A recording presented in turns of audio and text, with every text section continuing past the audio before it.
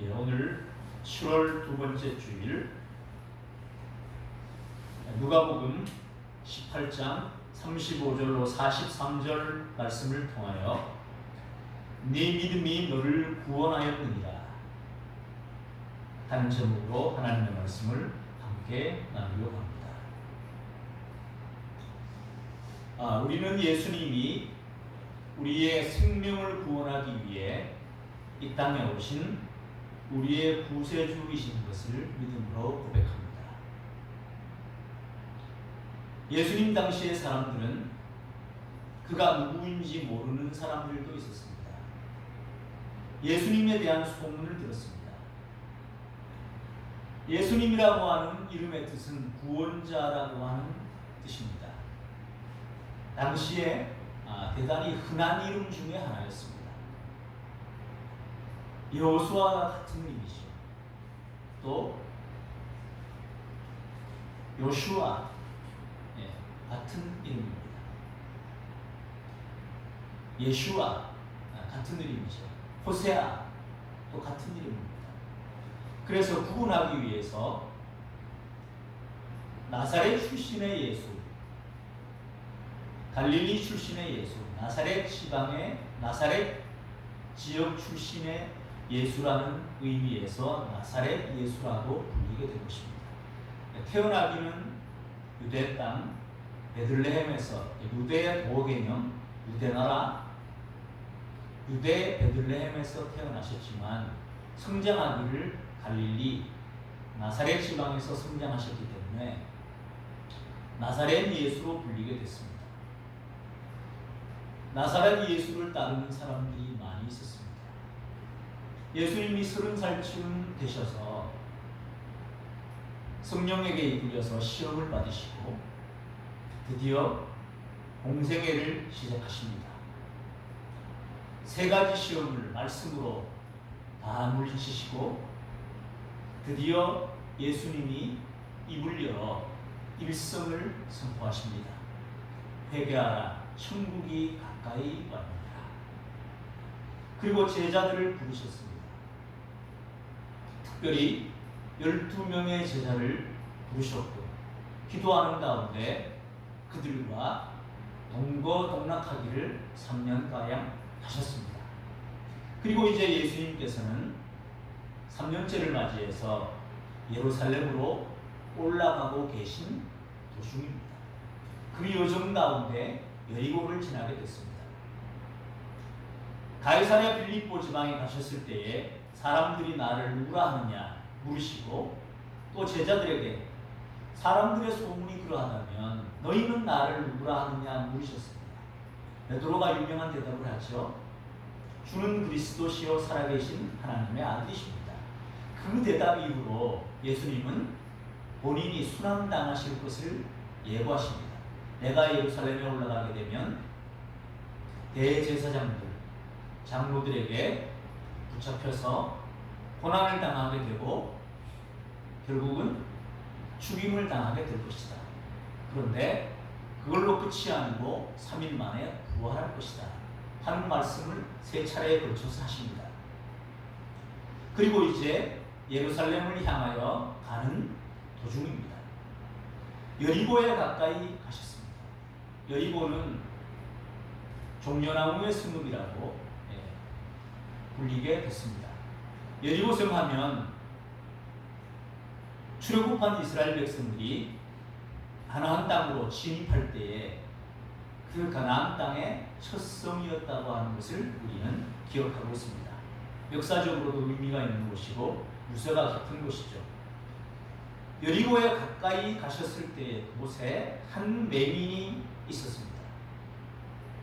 오늘 누가복음에는 이름이 나오지 않습니다만은 마가복음을 보면 그 사람의 이름이 등장합니다. 디메오라고 하는 사람의 아들인 바디메오였습니다. 이 바라고 하는 것은 아들이라는 의미를 가지고 있습니다. 그러니까 바디메오는 디메오의 아들이라고 하는 의미입니다. 그러면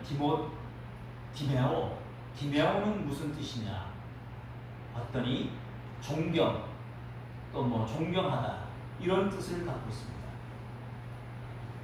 이름이 존경이죠. 존경할 만한 사람인지 또 다른 사람들로부터 존경을 받았으면 좋겠다고 하는 의미에서 이름을 그렇게 지었는지는 불분명하나 우리가 추론해 볼 수는 있죠. 적어도 다른 이들로부터 존경받았으면 좋겠고 또 다른 사람들을 함부로 대하지 않고 다른 사람들에게도 사람을 존경하는 그런 사람이면 좋겠다 하는 의미에서 그 부모가 아들에게 이름을 그렇게 지었을 수 있습니다. 그런데 이 존경이라고 하는 의미를 가지고 있는 디메오의 아들인 바디메오의 삶은 존경받지 못하는 삶이었습니다. 존경받기 어려운 삶이었습니다. 왜냐하면 구걸하고 있기 때문입니다. 그가 할 수 있는 것은 구걸하는 것 말고 할 일이 없었습니다. 당신은 정도 있고 계급 사회였습니다.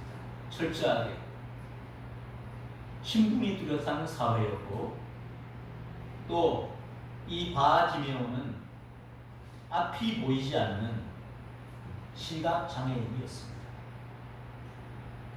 오늘날에는 과학기술 등이 발달해서 시각장애인들도 할 수 있는 일이 많지는 않지만 그래도 있습니다. 오늘날에는 사람들의 지식도 과거와 달리 많아져서 이러한 여러 가지 사실들을 알죠. 팔이 한쪽이 없는 사람, 과거 같으면 지체장애인으로 불렸고 또 비하해서 말하기도 했지요. 저런 사람이 사람을 무시할 수 없다. 이런 생각들을 했습니다만 한쪽 팔이 없는 사람을 보니까 다른 한쪽 팔의 힘이 엄청나게 세다는 것도 사람들이 알게 됐고 또 신체의 어느 한 부분의 감각이 굉장히 떨어지면 다른 감각들이 발달한다고 하는 것을 알게 됐습니다. 그래서 그들이 할 수 있는 일들이 있죠. 시각장애인 경우에는 촉각이 굉장히 발달한 사람들도 있습니다. 그래서 어떤 특수한 일들을 할 수가 있습니다. 그런데 이때 당시 예수님 당시에는 이런 사람들이 과연 천국에 들어올 수 있는지 또 시각장애인을 보고서 예수님과 함께 지나가던 제자들이 묻는 장면이 나옵니다.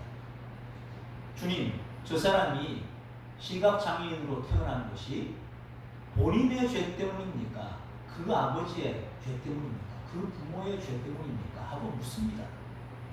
죄의 결과 이러한 지체장애인 혹은 죄인으로 태어난다고 하는 생각을 사람들이 가지고 있을 때였습니다. 그러니 이 사람의 삶은 비참하기 그지없었습니다. 누군가의 도움을 받을 수밖에 없기도 했지만 누군가의 도움을 받지 않고서는 살아가기도 힘든 사람이었습니다. 그가 할 수 있는 일은 길가에 앉아서 구걸하는 것이 전부였습니다. 다른 사람들도 먹고 살아가기가 힘든 시대였습니다. 그런 시대이니 자기 먹을 것도 풍족하지 않은 상태에서 구걸하는 사람을 보고 그에게 좋게 대하는 것이 힘들었습니다. 그가 들을 수 있는 정보는 사람들로부터 소문을 듣는 것, 그것이 전부였습니다. 눈이 불편했기 때문에 귀는 어쩌면 활짝 열려 있었습니다. 구걸하고 앉아 있었습니다. 그날도.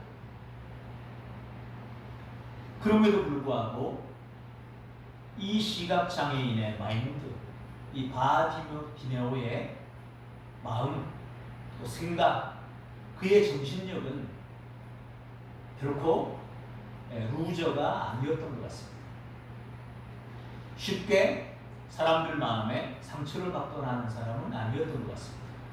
그를 향해서, 구걸하는 사람을 향해서 좋지 않은 말을 하거나 또 욕을 하거나 이런 사람들도 있었지만 그는 자기가 할 수 있는 것이 그것밖에 없었기에 자기 역할을 굳건하게 하고 있었습니다. 그날도 앉아 국을 하고 있었습니다. 무리들이 지나가는 것이 들렸습니다.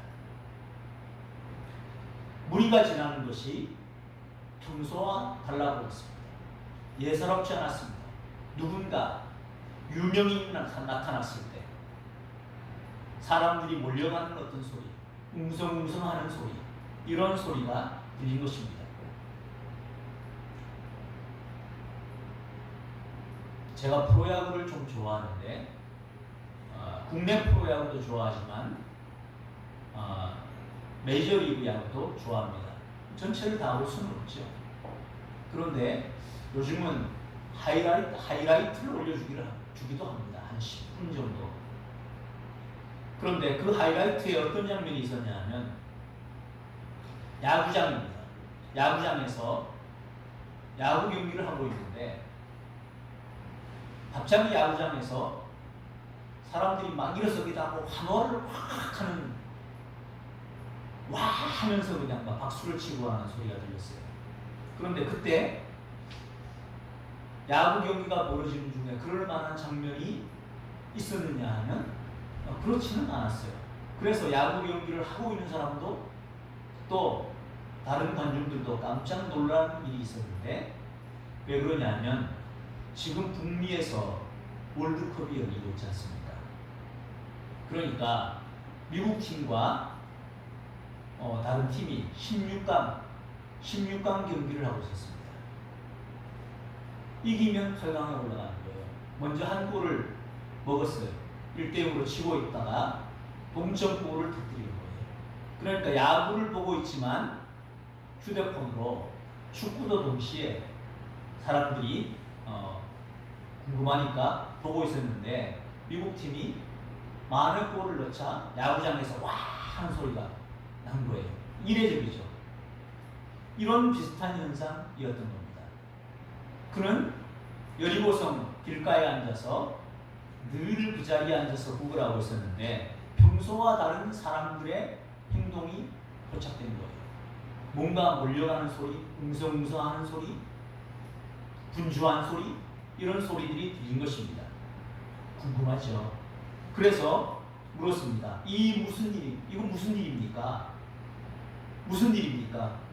어떤 일이 벌어졌습니까? 물었더니 사람들이 지나가면서 말합니다. 나사렛 예수께서 지나가신다. 바디메오는 나사렛 예수에 대한 소문을 듣고 있었습니다. 그 예수라는 분이 말씀을 전해주시는데 서기관 바리새인들이 전해주는 것과는 다르다는 거예요. 그가 전하는 메시지에는 사랑이 있다는 거예요.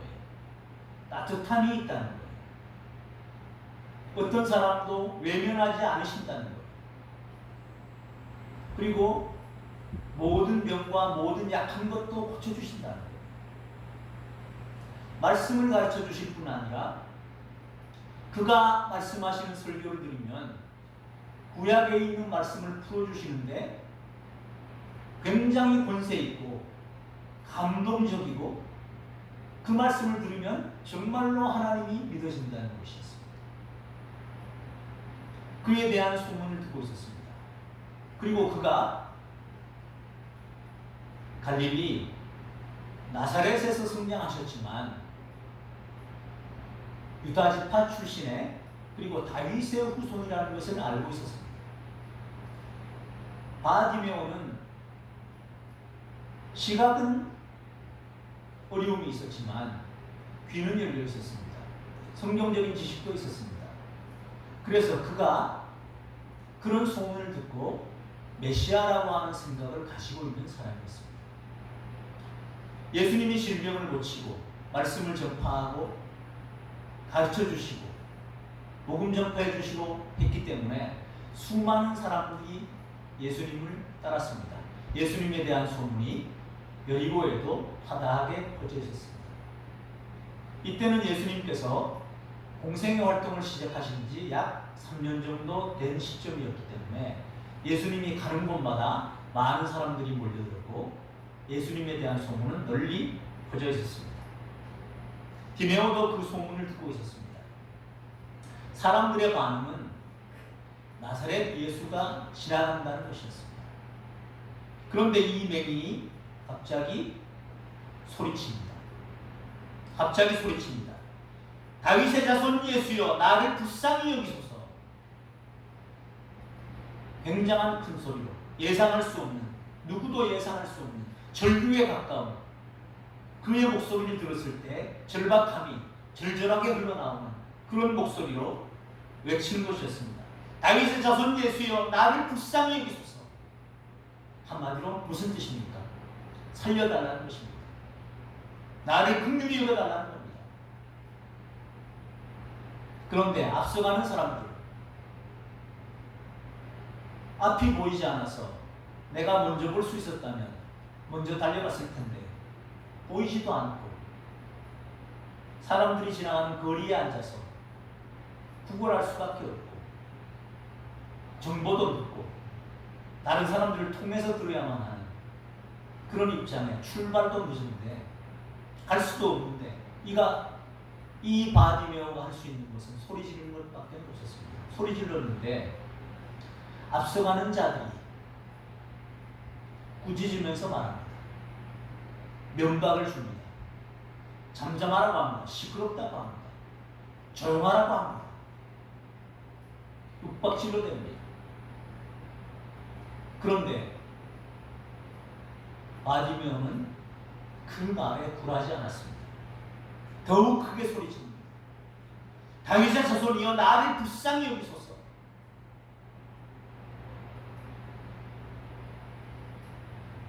이 소리가 예수님께 들렸습니다. 예수님이 머물러 서셨습니다. 그리고 말씀하셨습니다. 데려오라는 것이었습니다. 소리 지르는 저 사람, 다윗의 자손 예수라고 소리 지르는 저 사람, 그 사람을 데려오라고 하십니다. 한 가지 눈여겨보기를 원합니다. 바디메오가 이게 무슨 일이냐고 물었습니다. 사람들에게. 그 사람들의 대답은 무엇이었습니까? 나사렛 예수께서 지나간다는 것이었습니다. 그런데 우리 보통 어떻게 말해요? 누구에게 어떤 말을 들으면 그 사람이 들은 말 그대로 하죠. 이렇게 외쳐야 합당하지 않을까요? 나사렛 예수여, 나를 불쌍히 여기소서. 그것이 문맥에 그리고 더 자연스러워 보이지 않습니까? 누구를 통해서 들었어요. 그럼 그 사람이 알려준 대로 보통 그렇게 말하죠. 들은 대로 말하는 것입니다.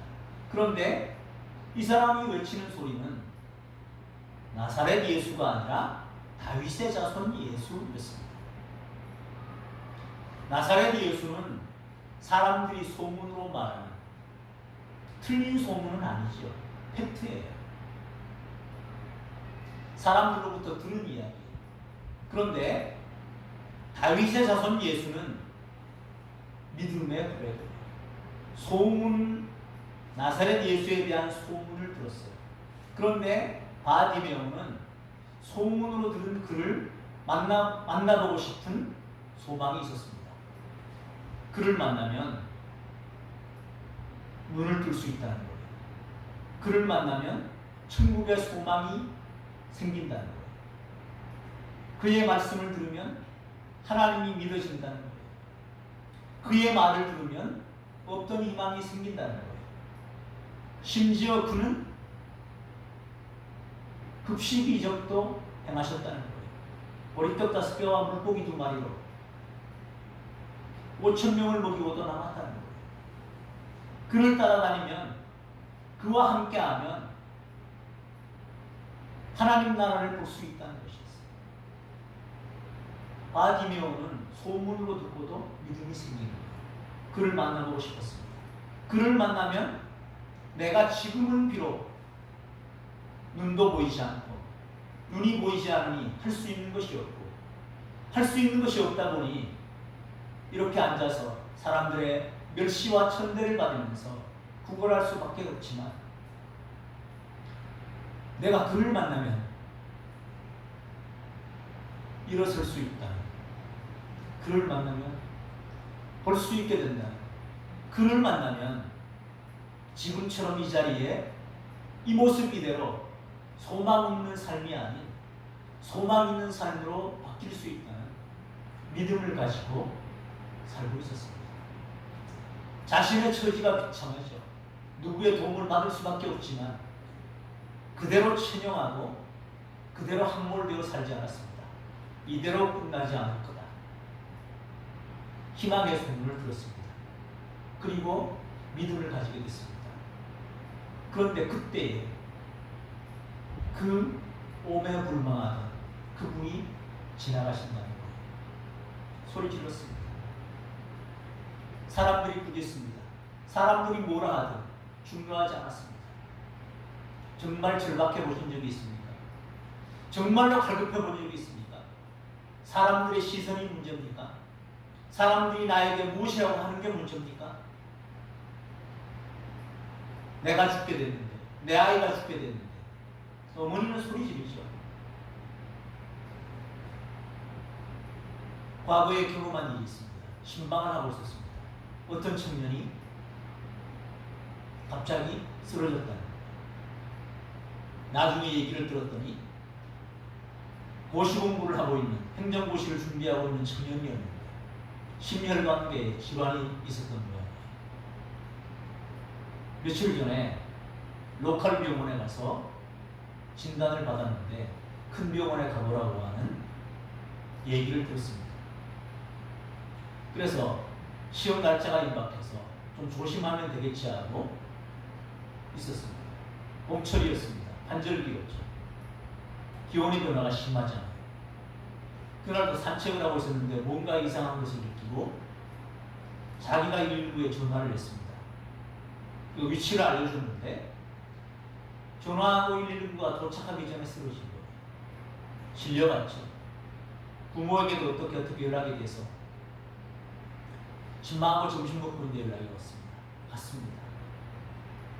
부목사였기 때문에 내려드리고 주차하고 올라가는데 올라가 보니 벌써 어머니는 오열하고 있고 그런 상황이에요. 차 대고 올라가면서 하나님께 물었어요. 주님 어떻게 해야 됩니까? 말씀을 하나 생각나게 해주신 것이 있었습니다. 엘리야에 관한 말씀이었습니다. 사르밧 과부의 집에 갔잖아요. 엘리야 덕에 빵 마지막으로 만들어 먹고 죽으려고 했던 그 과부와 아들이 그 가뭄이 3년 반 가뭄이 그칠 때까지 가루와 기름이 떨어지지 않았죠. 살 수 있게 됐는데 갑자기 그 과부의 아들이 죽는 사건이 벌어집니다. 그때 엘리야가 기도하는 제목이 생각났습니다. 엘리야가 말합니다. 나의 하나님 여호와여, 이 아이의 혼으로 그의 몸에 돌아오게 하옵소서. 그렇게 기도하는 장면이 떠올랐습니다. 찾았습니다. 읽었습니다.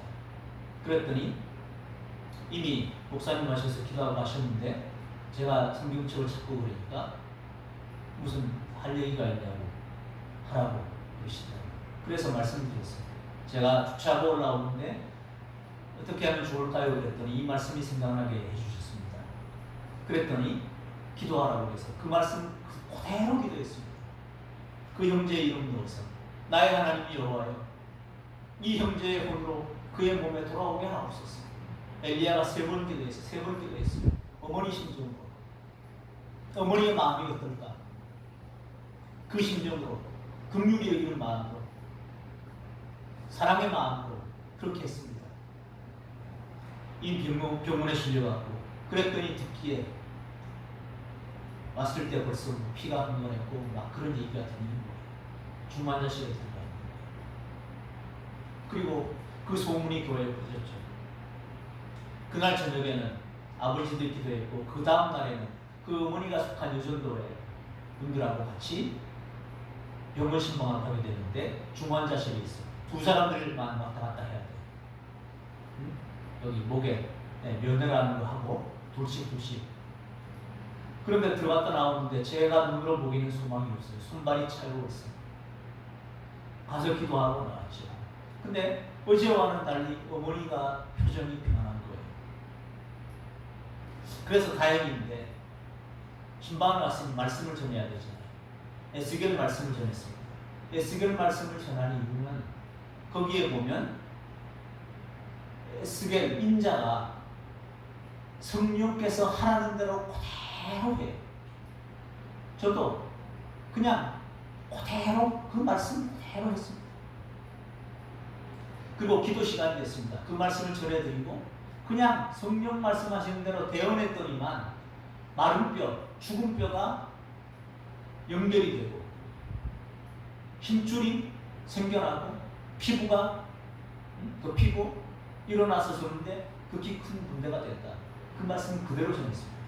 전하고 기도할 때가 됐습니다. 기도하는데 기도가 막 커지기 시작하는 거예요. 알다시피 중환자실 앞이잖아요. 우리만 있는 게 아니잖아요. 다른 사람들 다 있잖아요. 면회 시간이 정해져 있으니까 사람들이 웅성하는 거예요. 느낌 아시죠? 뭐라고 하는지. 막 열정적으로 기도를 했는데 가드가 오더니만 여기는 혼자만 계신 게 아니고 공적 장소니까 좀 자제해달라고. 다 끝났다고. 그때 제 마음에 어떤 생각이 들었는지 아십니까? 정말 절박해봐라.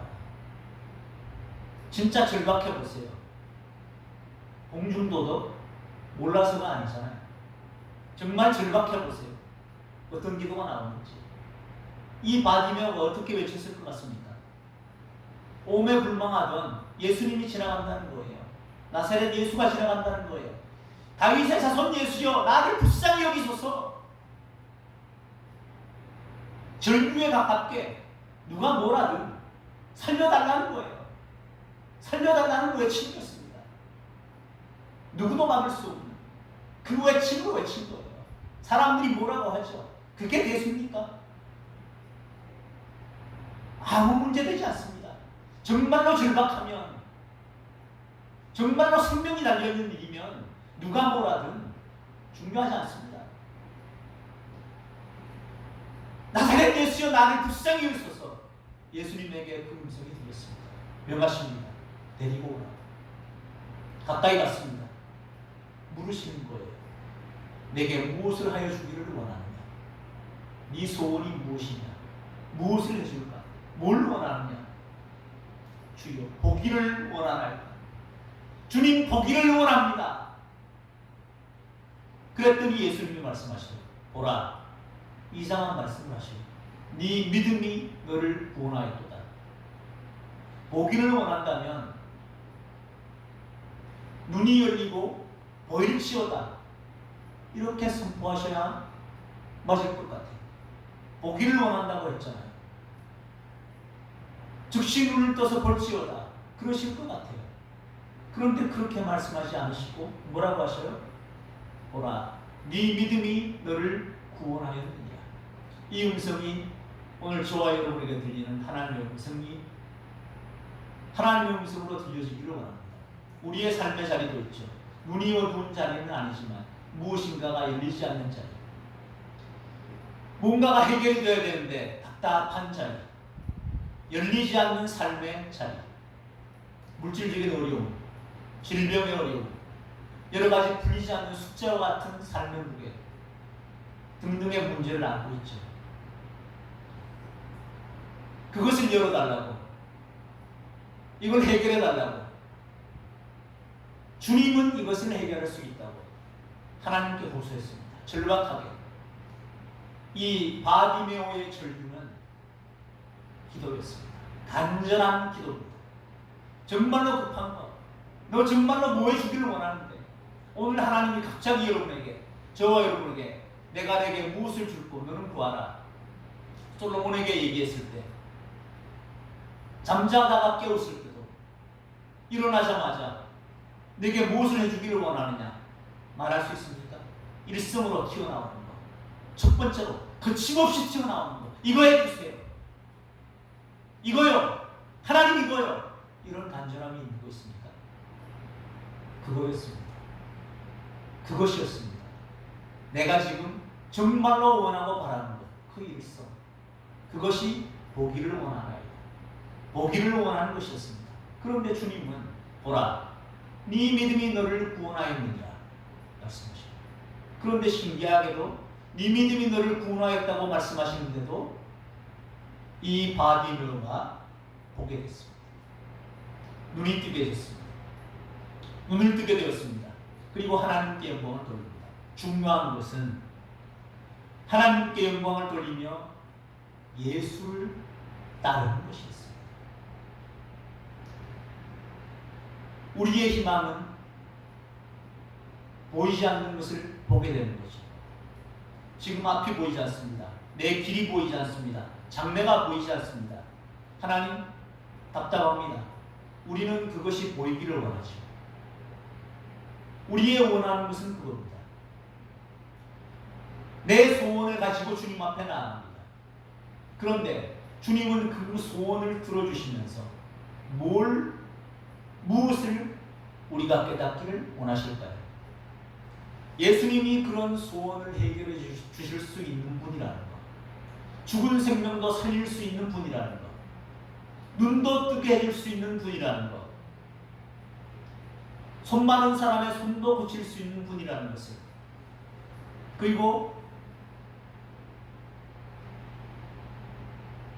안전뱅이로 사는 사람도 일으킬 수 있는 능력이 있는 분이라는 것, 그것을 통해서 뭘 알려주시는 거예요? 생명이 주님께 달려있다는 것, 주님을 믿어야 하는 것. 이 땅에서의 삶이 끝이 아니라 예수님을 알아야 되고 예수님을 통해서 그분을 구주로 고백하고 하나님의 백성으로 살아가야 한다는 것. 주님은 그것을 원하는 겁니다. 그래서 네 믿음이 너를 구원하였다 말하는 것입니다. 나사렛 예수라고 외치는 음성은 예수님이 메시아라는 고백이었습니다. 예수님이 그리스도라는 고백이었습니다. 예수님이 하나님의 기름 부음 받은 자라는 고백이었습니다. 베드로의 고백과 같은 고백이었습니다. 눈을 뜨게 됐고 예수를 따르게 됐습니다. 그랬더니 잠잠하라고 하던 백성들, 그 주위에 있던 백성들도 다 이 모습을 보고 뭐라고 합니까? 하나님께 찬양했습니다. 하나님 찬양 받으소서. 하나님 영광 받으소서. 하나님을 찬양하게 됐습니다. 바디메오의 믿음은 소문을 듣고도 생길 수 있습니다. 사람들의 소문을 들었지만 믿음이 생겼습니다. 예수님은 다른 길로도 예루살렘으로 갈 수 있었습니다. 그런데 왜 이쪽으로 돌아가셨을까요?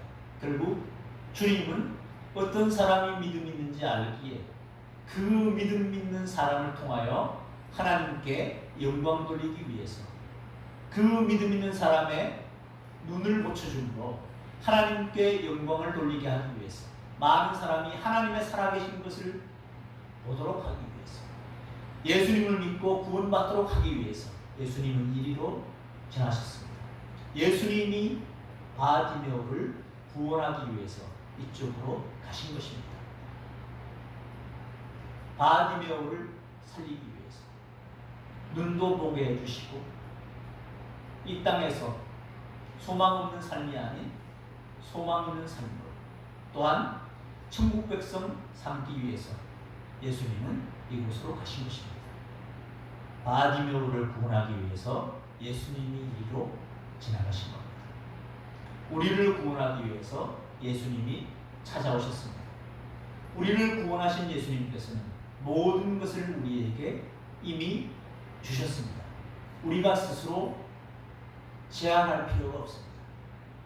앞이 보이지 않는 사람의 눈도 뜨게 해주시고 주님을 따르게 하십니다.